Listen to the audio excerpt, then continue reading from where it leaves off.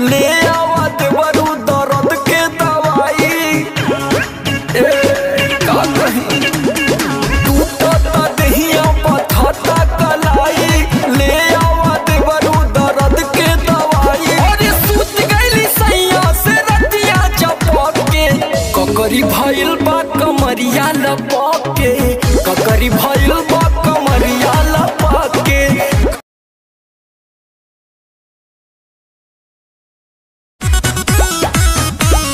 सुना होता हमारो तयाज संसार, अखिए के सोझा बिछड़ता प्यार। सुना होता हमारो तयाज संसार, अखिए के सोझा बिछड़ता प्यार। केकरा से हंसब बोलब बतियाई, उहे को रही हमार। अरे रे मोरी चांद के, सुना ना हमर जान के डोलिया में जनी ले जाए कहार। सुना ना हमर जान के डोलिया में जनी ले जाए कहार।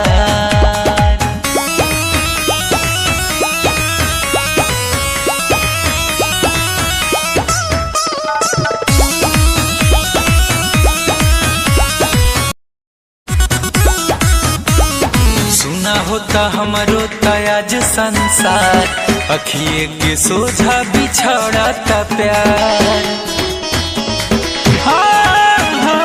सुना होता हमारो तयाज संसार, अखिए के सोझा बिछड़ता प्यार। केकरा से हंसब बोलब बतियाई, उहे को रही हमार। अरे रे मोरी चांद के, सुना ना हमर जान के डोलिया में जनी ले जाए कहार। सुना ना हमर जान के डोलिया में जनी ले जाए कहार।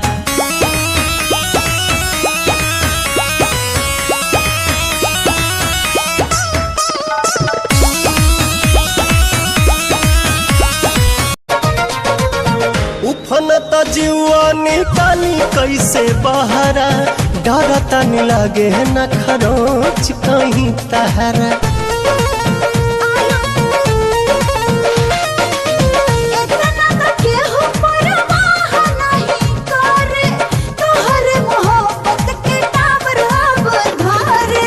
केसिया झकोर मारे बाली बल खावता, खींचल नथुनिया ध्यान,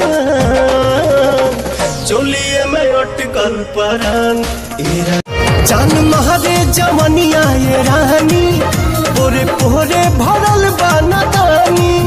अब तक खुशी के नइखे ठिकाना, लागे पागल भइल